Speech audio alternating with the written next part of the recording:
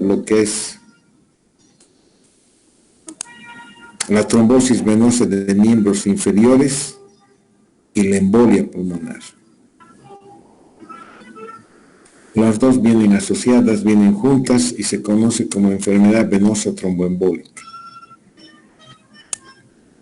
El tromboembolismo pulmonar a veces no se logra hacer el diagnóstico y por lo tanto no hacemos un tratamiento adecuado casi en el 75% de los casos.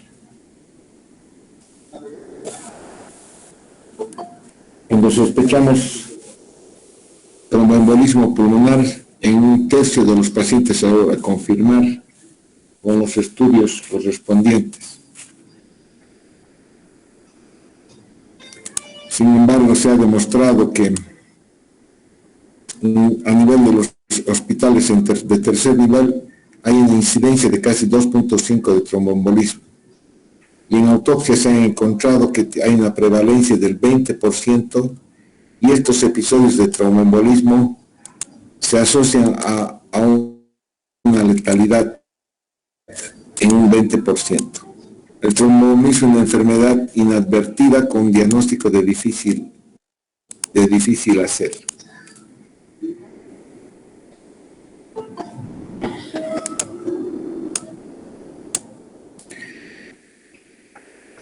El tromboembolismo pulmonar es la obstrucción de una rama principal o periférica de la arteria pulmonar producido por un émbolo habitualmente. Este émbolo se origina por una fragmentación de trombos que existen a nivel de los miembros inferiores.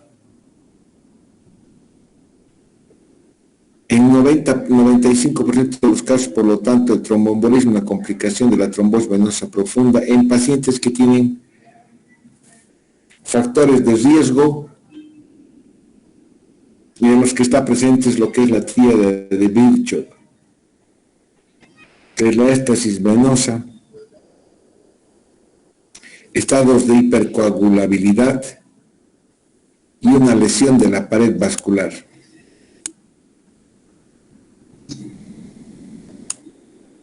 Cuando existen estos tres factores es más probable que se produzca la lesión que se llama un trombo en rama del pélvico. Un trombo es la formación de un coágulo dentro del lumen de la vena. Y al fragmentarse este trombo produce lo que se llama un émbolo. Un émbolo que va a ir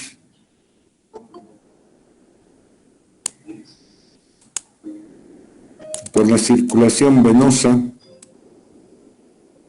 la vena cava inferior, va a llegar a la aurícula derecha, al ventrículo derecho y va a ir hacia las ramas de la arteria pulmonar. Y dependiendo del tamaño que obstruya, puede producir diferentes formas clínicas de tromboembolismo pulmonar. Entonces, es esta obstrucción mecánica la que va a dar origen a los problemas. La obstrucción mecánica de estas ramas de la arteria pulmonar va a dar lugar a un aumento de la resistencia al flujo arterial pulmonar que va a producir lo que es una hipertensión arterial pulmonar. Estamos hablando del lado arterial pulmonar, no del lado venoso pulmonar.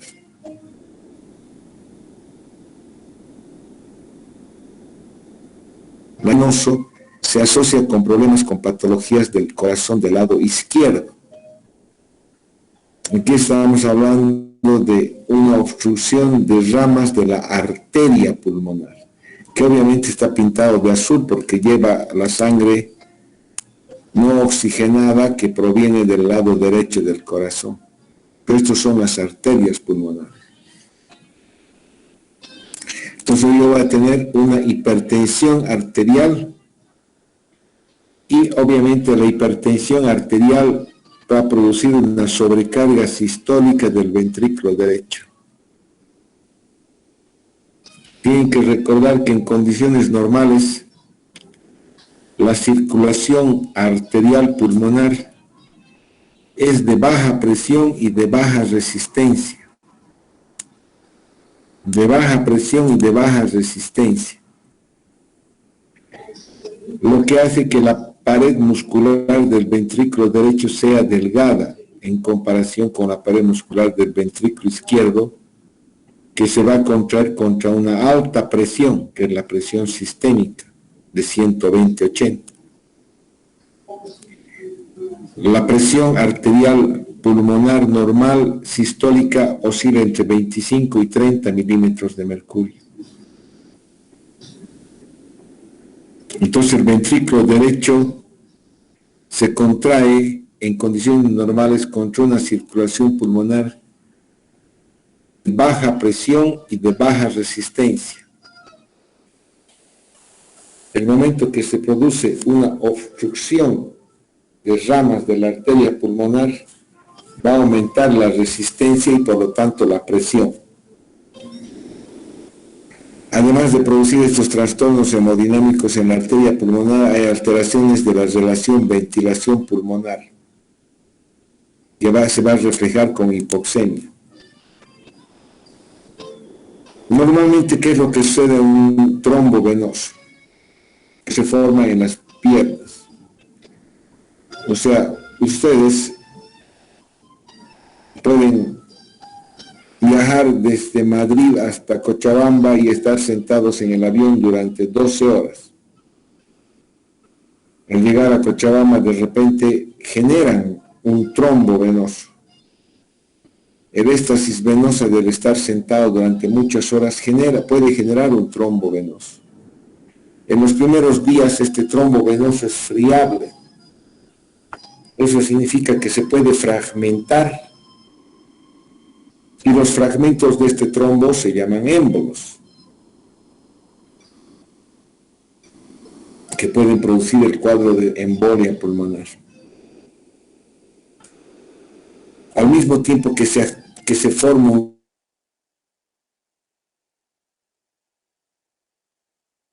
la fibrinolisis. La fibrinolisis es la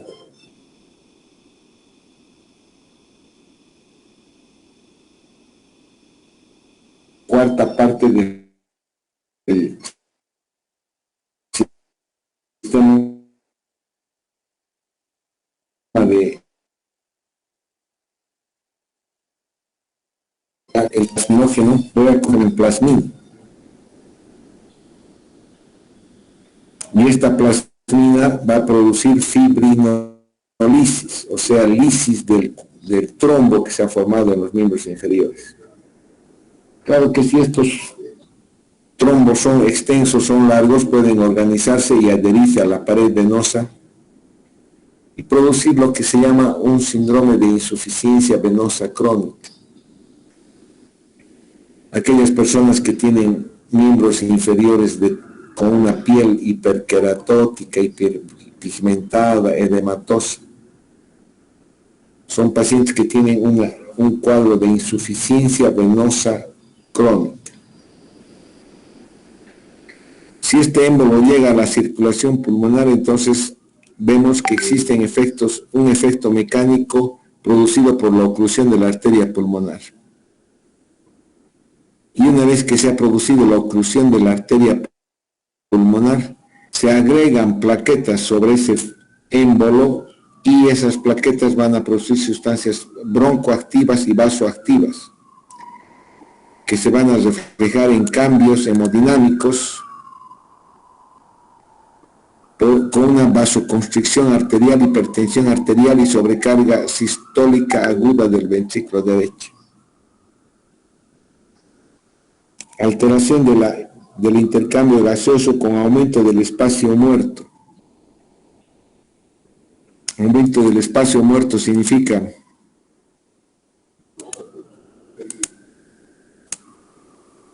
que hay zonas de ventilación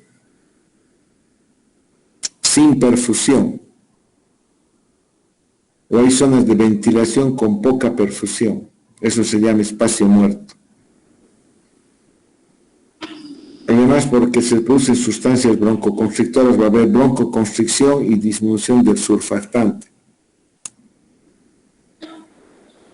En la circulación pulmonar, en el árbol arterial pulmonar, también se inicia una fibrinolisis.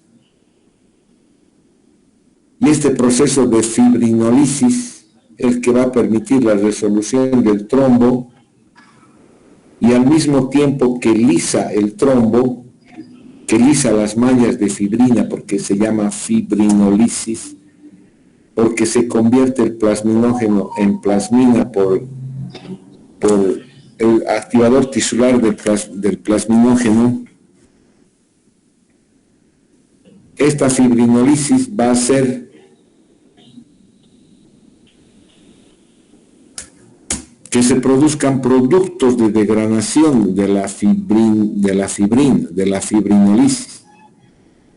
Y dentro de estos productos de degradación de la fibrina, que se llaman PDF, está lo que es el D-dímero,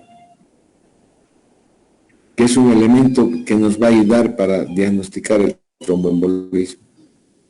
Esta fibrinolisis puede producir una resolución variable del coágulo, del trombo, del coágulo. Disculpe, no cambió la diapositiva. ¿Qué dices? No cambió la diapositiva. Ya, qué pena.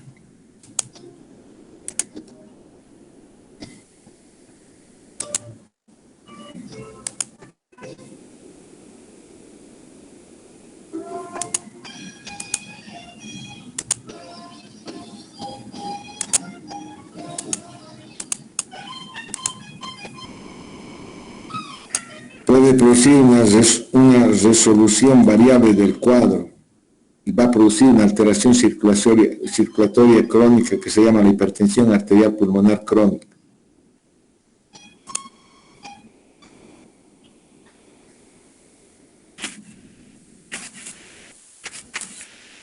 Para evaluar un paciente con tromboembolismo pulmonar hay que evaluar factores de riesgo. Factores de riesgo para el desarrollo de este fenómeno de enfermedad venosa tromboembólica, como ser factores de alto riesgo, como ser la cirugía ortopédica, prótesis de cadera, de rodilla, cirugía oncológica mayor, pacientes parapléjicos. Factores de riesgo moderados, como ser la insuficiencia cardíaca, infartos, antecedentes de tromboembolismo venoso, edad mayor de 60 años, pacientes con sobrepeso, con cirugía cardiovascular o abdominopélvica, o que tienen una inmovilización de más de 3 días. El cuadro clínico de un tromboembolismo pulmonar puede haber diversas formas clínicas del tromboembolismo pulmonar. Todo va a estar en relación a la magnitud de la oclusión del lecho arterial pulmonar y a la reserva cardiorrespiratoria que tenga el paciente.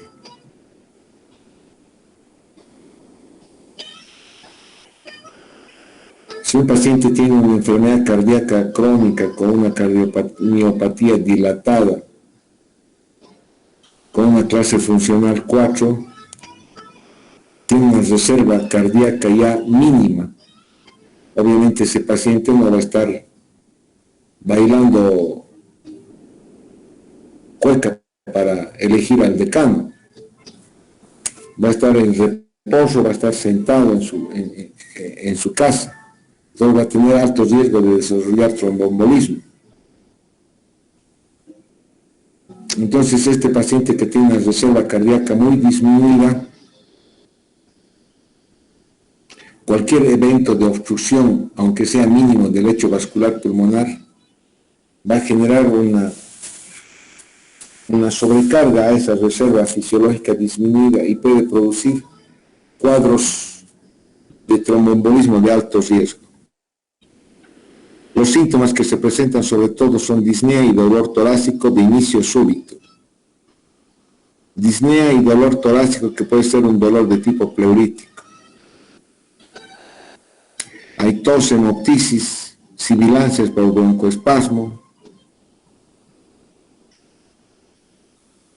Si la oclusión es importante, puede producir un cuadro que se llama cor pulmonar agudo, que es una insuficiencia cardíaca derecha aguda. Y si la obstrucción, si el trombo es grande que obstruye toda la arteria pulmonar, puede llegar incluso a producir la muerte súbita mediante una actividad eléctrica sin pulso. Frecuentemente los pacientes se operan de la cadera con una prótesis de cadera, están evolucionando bien y entre el tercer o quinto día, cuando empiezan a caminar, de repente colapsan yendo al baño, colapsan en forma súbita e incluso pueden presentar un paro cardíaco por actividad eléctrica sin pulso y producirles la muerte. Esos son cuadros de tromboembolismo masivo. En la exploración física hay taquipnea, taquicardia, puede haber fiebre. La frecuencia respiratoria mayor de 25 es otro de los frecuentes signos a encontrar. Podemos encontrar un segundo ruido pulmonar aumentado de intensidad. En el foco pulmonar puede haber sibilancias, frote pleural. Y toda vez que uno encuentra signos clínicos sospechosos de tromboembolismo pulmonar, siempre debe examinar los miembros inferiores en busca de patología de una tromboflebitis de miembros inferiores o una trombosis venosa profunda de miembros inferiores que se caracteriza por la presencia de edema, dolor, cambios tróficos en los miembros inferiores. Los cambios tróficos se relacionan a esa coloración oscura hiperqueratótica de la piel. Los síntomas más frecuentes entonces son la disnea, el dolor torácico y la taquipnea, con una frecuencia de más de 25. En menor frecuencia puede haber todos los otros síntomas. Es importante buscar clínicamente algo que nos ponga en evidencia la posibilidad de un tromboembolismo pulmonar.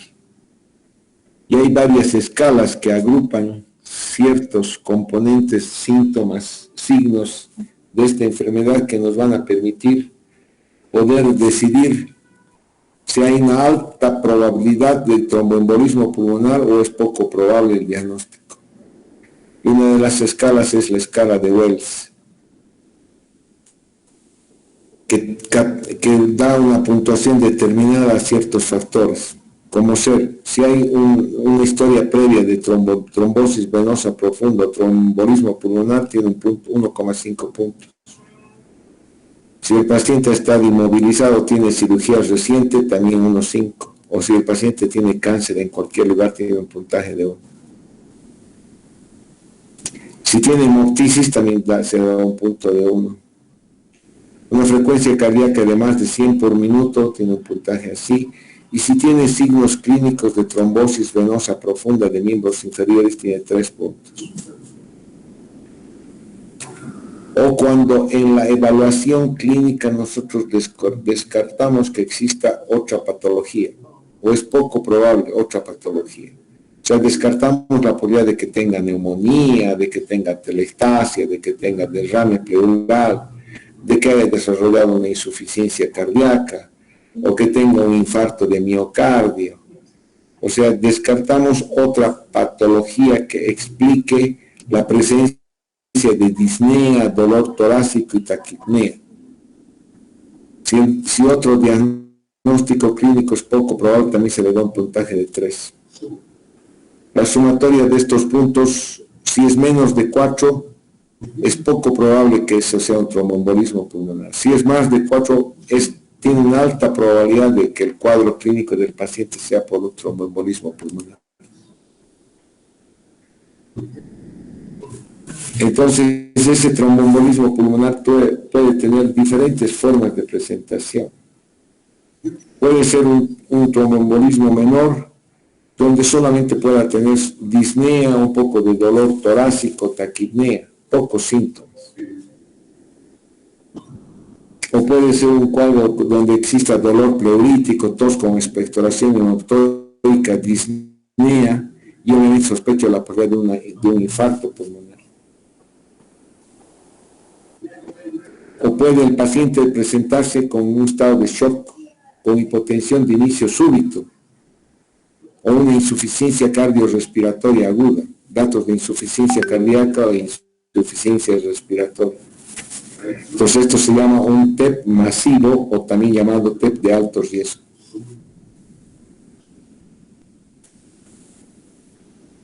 O puede ser un cuadro de tromboembolismo pulmonar crónico, donde se han producido episodios repetitivos de fenómenos tromboembólicos menores y que a la larga van a producir lo que es un cor pulmonar, y esto se llama TEP crónico.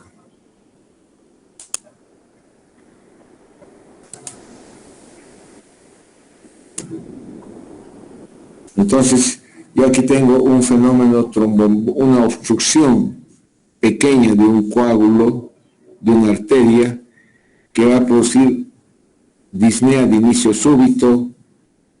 La auscultación puede ser normal, hay una obstrucción en la arteriografía, hay una obstrucción en las pequeñas arterias, hay taquicardia, y la radiografía de tórax es normal, o muestra una oligoemia.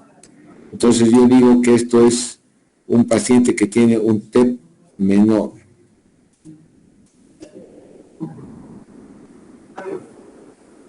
O puede ser un paciente que tiene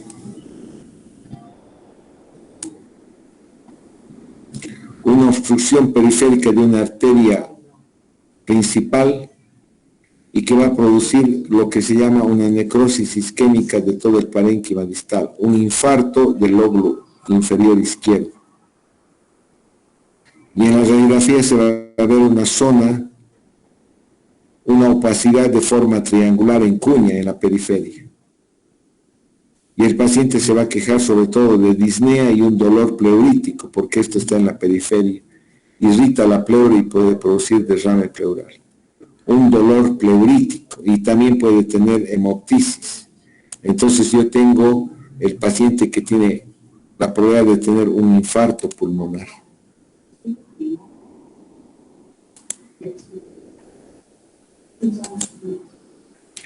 Puedo tener lo que es un tromboembolismo masivo, una obstrucción de casi toda la arteria pulmonar derecha y la mitad de la izquierda, dejando permeable solamente una pequeña parte de la arteria pulmonar, que va a producir una dilatación aguda del ventrículo derecho. Obviamente es un émbolo en silla de montar que obstruye casi toda la arteria.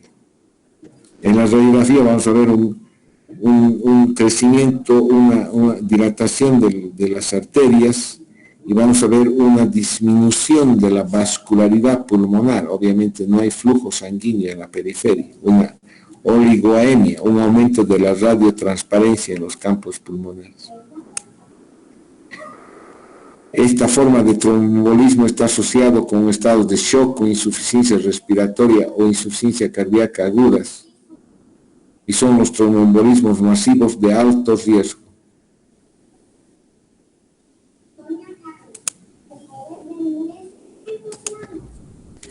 O puede ser un tromboembolismo crónico.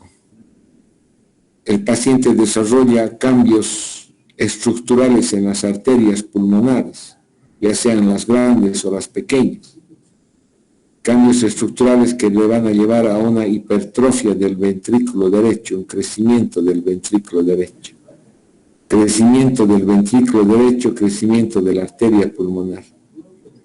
los vasos pulmonares se encuentran obstruidos o deformados por zonas cicatrizales, cordones que deforman el interior de los vasos pulmonares. Esto es porque los trombos no se han lisado completamente y se han organizado y van a desorganizar, van a alterar todo el interior de los vasos pulmonares. Esto va a producir una insuficiencia respiratoria crónica hipoxémica, lo que se llama un cor pulmonar, y habitualmente secundario a un TEP crónico. En los exámenes complementarios debemos pedir siempre la búsqueda de D-dímero. El D-dímero, les he explicado, es un producto de la degradación de la fibrina. Es un producto de la fibrinolisis endógena que se produce toda vez que tenemos la formación de un coágulo, de un trombo dentro de nuestros vasos arteriales o venosos. Siempre se va a producir, se va a activar la fibrinolisis después de que se ha formado un trombo. Y esa fibrinolisis va a producir lo que se llama el D-dímero, que me sirve sobre todo para descartar una enfermedad venosa tromboembólica cuando los niveles son bajos. Cuando los niveles son bajos me ayudan a descartar. Niveles elevados apoyan el diagnóstico, pero no son específicos de un tromboembolismo pulmonar.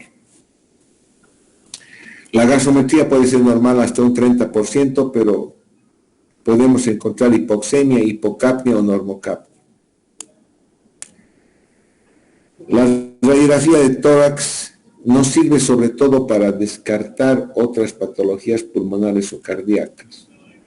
Si yo tengo una imagen de condensación con broncograma aéreo, entonces voy a pensar que ese paciente tiene neumonía y que la causa de su problema de descompensación clínica con tos, con disnea, con fiebre, es la neumonía y no un TEP.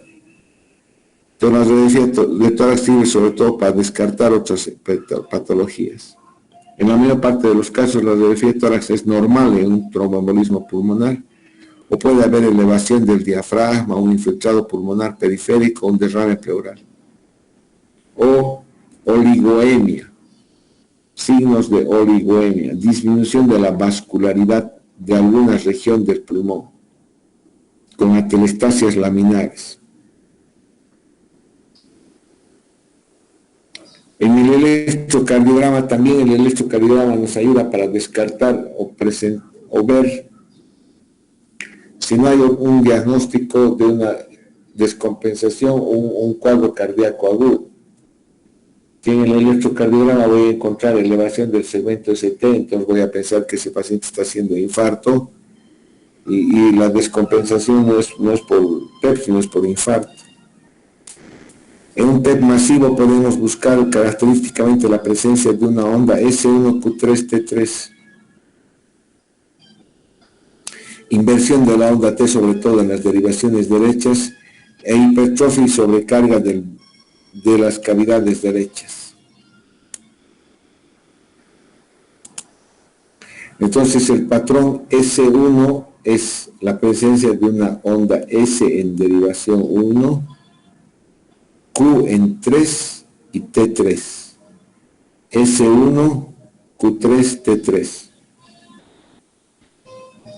Obviamente aquí hay una taquicardia sinusal, hay un desvío del eje hacia la derecha, hay datos de crecimiento, dilatación del ventrículo derecho con una onda R predominante en VR y en V1 y una onda S predominante en V5 y V6. Entonces todos estos criterios de taquicardia sinusal, desvío del eje a la derecha, S1, Q3, T3, son datos electrocardiográficos que me permiten apoyar el diagnóstico de un tromboembolismo pulmonar. Una ecocardiografía. Toda vez que hay una descompensación cardiorrespiratoria, siempre es bueno pedir una ecocardiografía para evaluar la función cardíaca. En un tromboembolismo pulmonar nosotros sobre todo cuando es de alto riesgo o es masivo, la ecocardiografía me sirve para valorar la funcionalidad del ventrículo derecho. La funcionalidad del ventrículo derecho. Si hay un aumento del diámetro del ventrículo derecho, abombamiento del septo interventricular hacia la izquierda, con reducción del diámetro del ventrículo izquierdo, o datos de hipoquinesia o aquinesia del ventrículo derecho, todo nos indica un compromiso del ventrículo derecho, una disfunción del ventrículo derecho. La presencia de insuficiencia tricúspide también me indica una hipertensión arterial pulmonar. E indudablemente la ecocardiografía me permite calcular la presión en una arteria pulmonar. Hay datos ecocardiográficos que usa el médico que está haciendo la ecocardiografía que le permite calcular la hipertensión arterial pulmonar de acuerdo al diámetro, a la velocidad de flujo en la arteria pulmonar.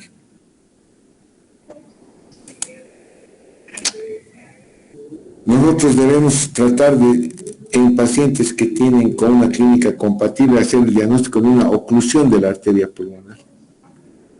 En estos tiempos ya no se hace la gamografía de perfusión pulmonar o gamografía de ventilación-perfusión. Sin embargo, tienen que conocer aquellos, porque en estos tiempos lo que más se hace es una angiotomografía pulmonar con sustracción digital o una angiografía que es más compleja. Pero la angiotomografía pulmonar es una forma de estudio tomográfico de rápido acceso que va a hacernos un diagnóstico de oclusión de la arteria pulmonar.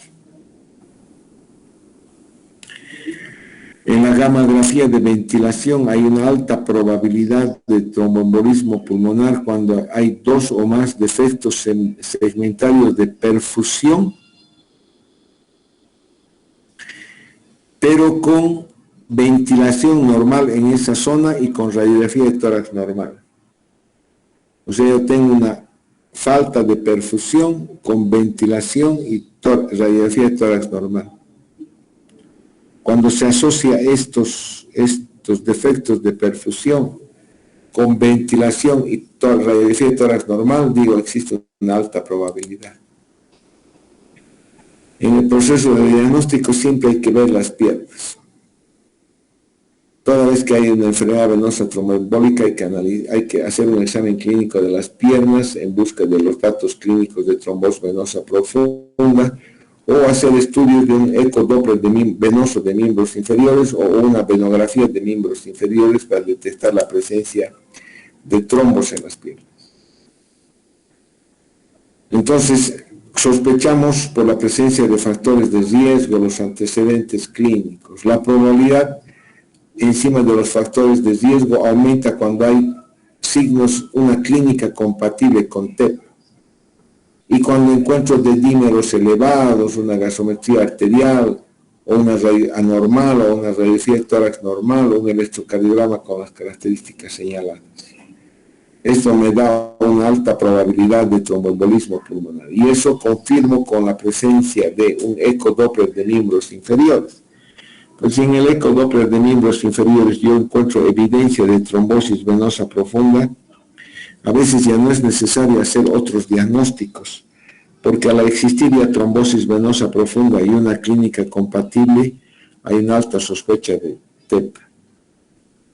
Se puede hacer la gamografía y lo más importante es la angiotomografía pulmonar de alta resolución, que es el estudio que más se usa para poder diagnosticar un tromboembolismo pulmonar. Una vez diagnosticado el tromboembolismo pulmonar, hay que catalogarlo si es de alto riesgo o de bajo riesgo. De alto riesgo de mortalidad,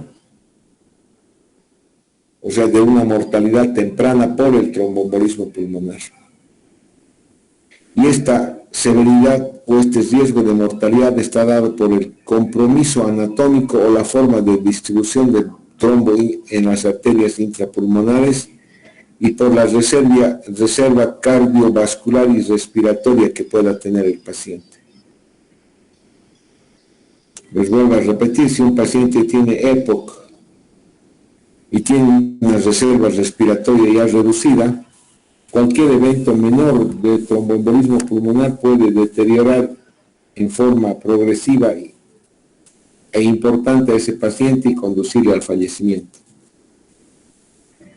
En las guías estos tromboembolismos de alto riesgo se llaman masivos o submasivos. El alto riesgo está dado entonces por la magnitud de la obstrucción de la arteria pulmonar y analizando si el paciente tiene patología cardíaca o respiratoria y si esta patología cardíaca o respiratoria está o no está descompensada.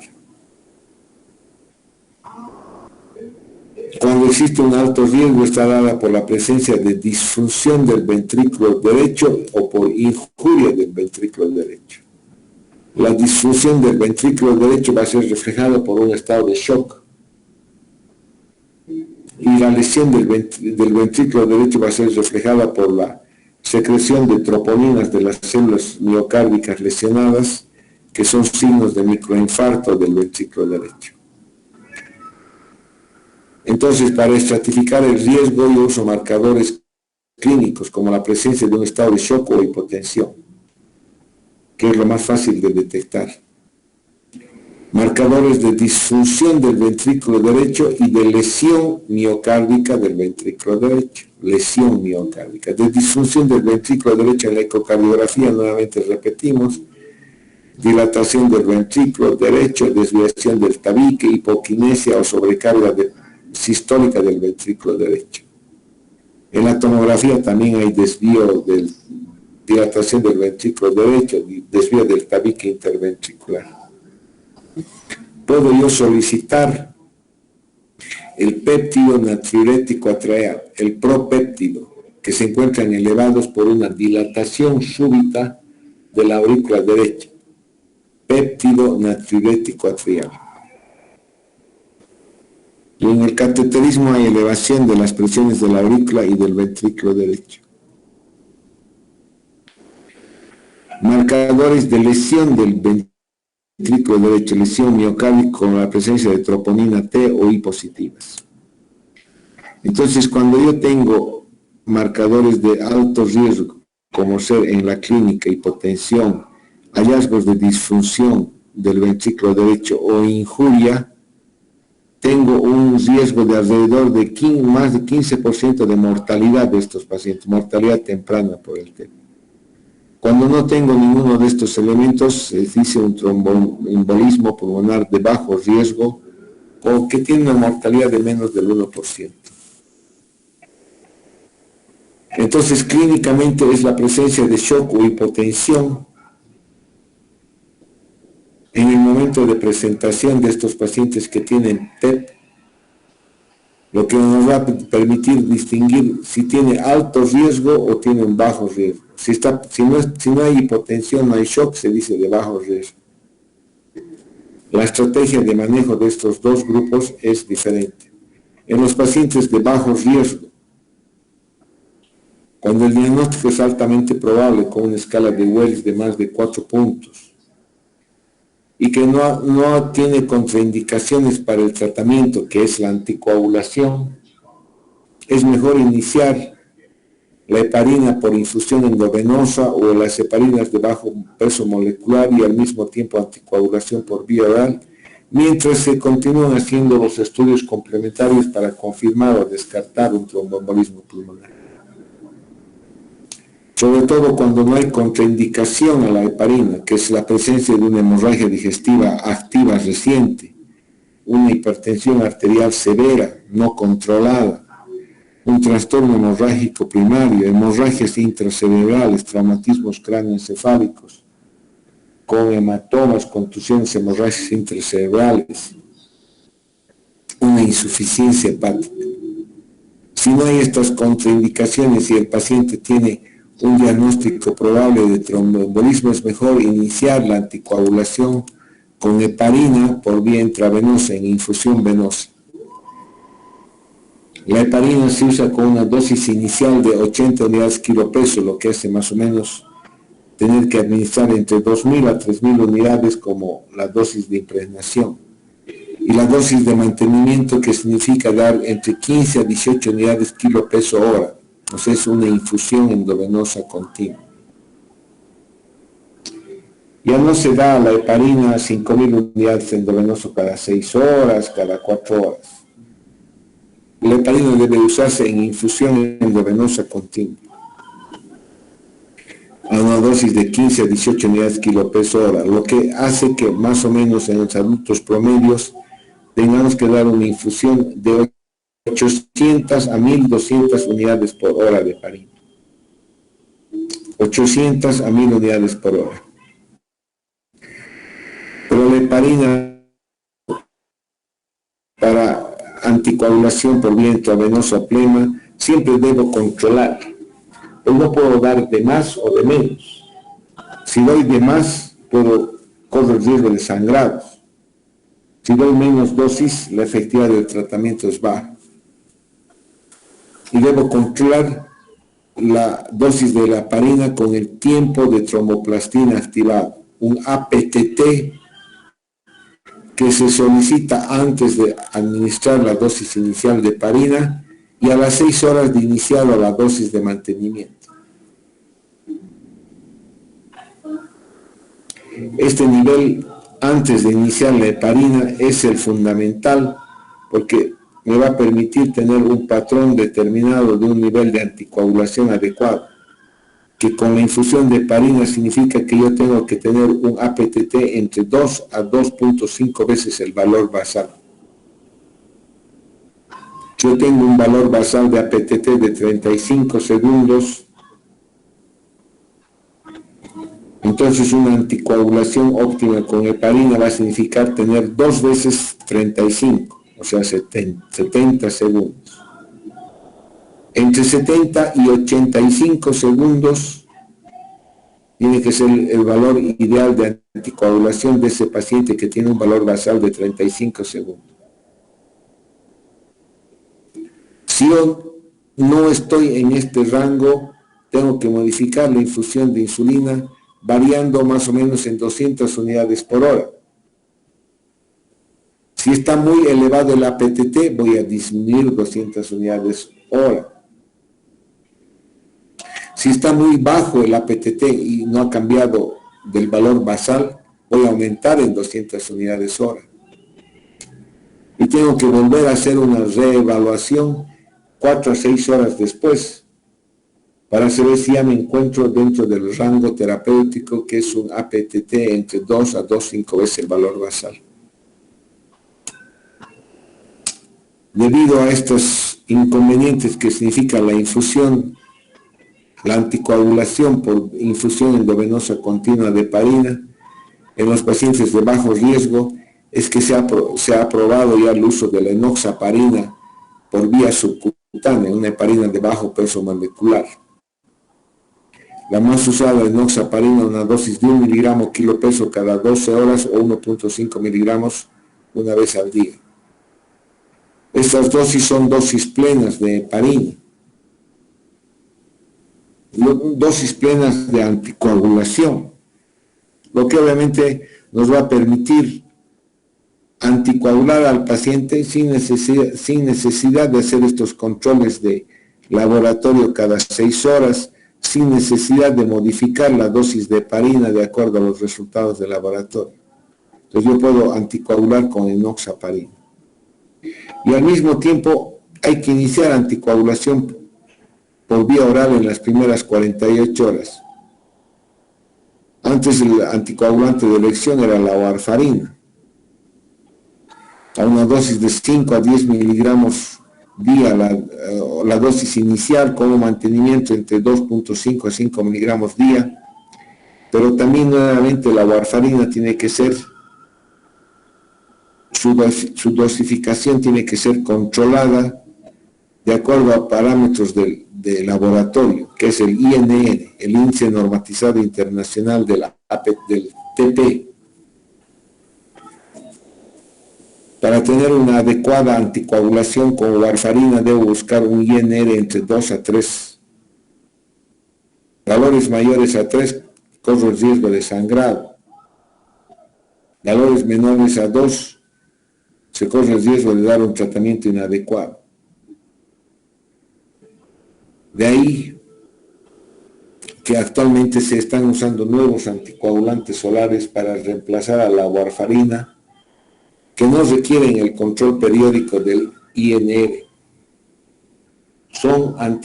Los más usados son los anticoagulantes antifactor 10 activado. Antifactor 10 activado, que se llama el rivaroxaban y el apixaban, que tienen una dosis fija entre 10 y 20 miligramos el rivaroxaban y entre 5 y 10 miligramos el apixaban. Estos anticoagulantes no requieren del control del INR. Actúan contra el factor 10 activado. Si ustedes saben fisiología, van a recordar que la cascada de coagulación, cuando se activa la cascada de coagulación, la última fase de la cascada de la coagulación es la formación del factor 10 activado. Ahí es donde actúan estos antifactor 10. Si no hay activación de la cascada de coagulación, no van a actuar. Mientras que la warfarina actúa sobre los factores de coagulación producidos por el hígado, factores procoagulantes. Y de ahí el riesgo de que se produzca una hemorragia con el uso de la warfarina, que va a estar en relación a la duración del tratamiento, tiene interacciones farmacológicas con analgésicos, aspirina, antibióticos, y en personas de mayor edad aumenta el riesgo de hemorragia. ¿Qué tiempo voy a tratar? Voy a anticoagular con heparina o con enoxaparina por 5 a 7 días y al mismo tiempo iniciar la anticoagulación oral, idealmente con rivaroxaban o apixaban. En aquellos pacientes cuyos factores de riesgo se controlan y vuelven a una vida normal, el tiempo de anticoagulación puede ser de 3 a 6 meses. O puede ser más o incluso toda la vida. Si un paciente viene de España, tiene 50 años y ha tenido un episodio menor de tromboembolismo pulmonar, puede que requiera una anticoagulación por 3 meses y nada más.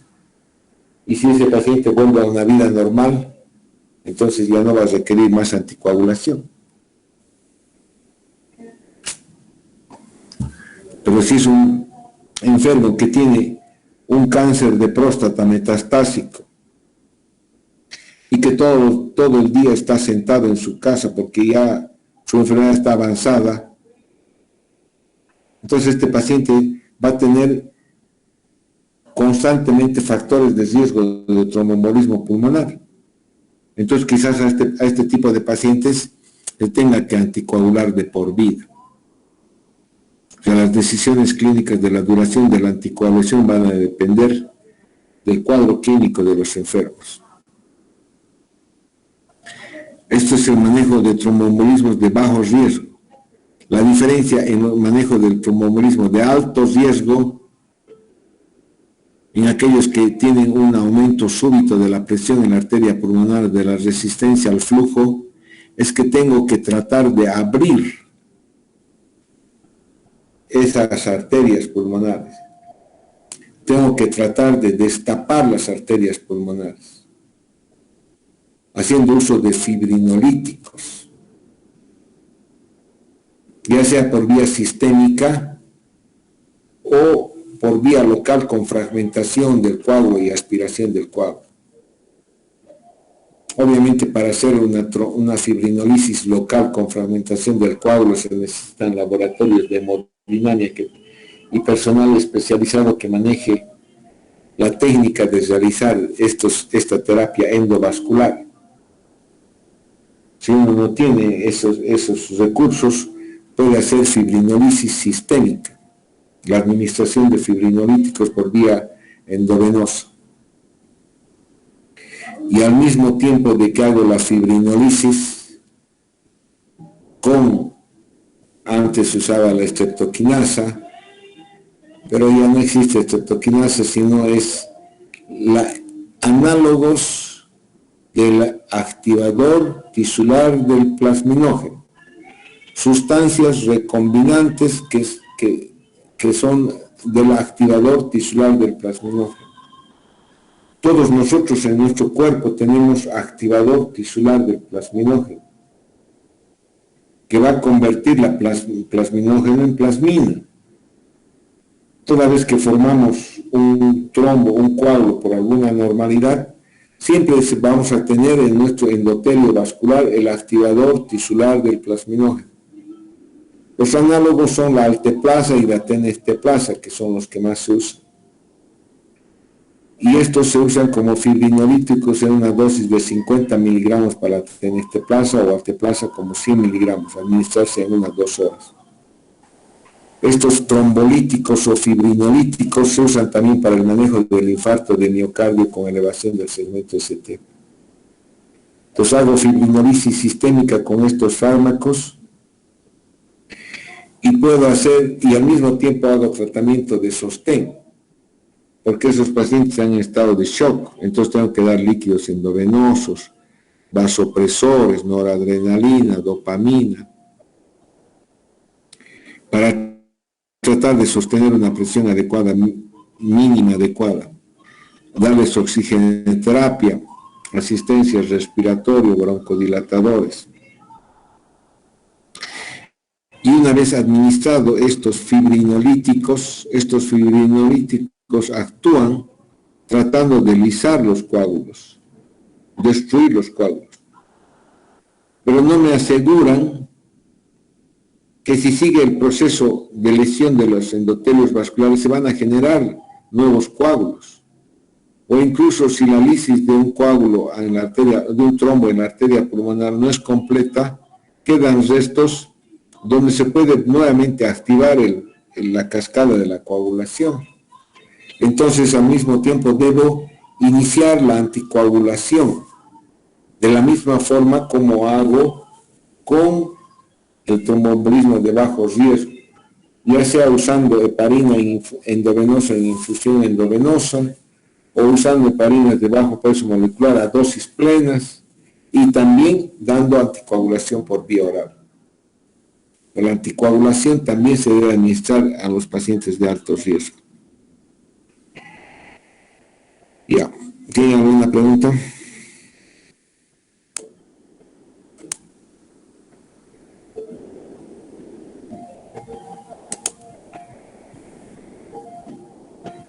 Ya, está bien. Nos vemos hasta luego. Que les vaya bien.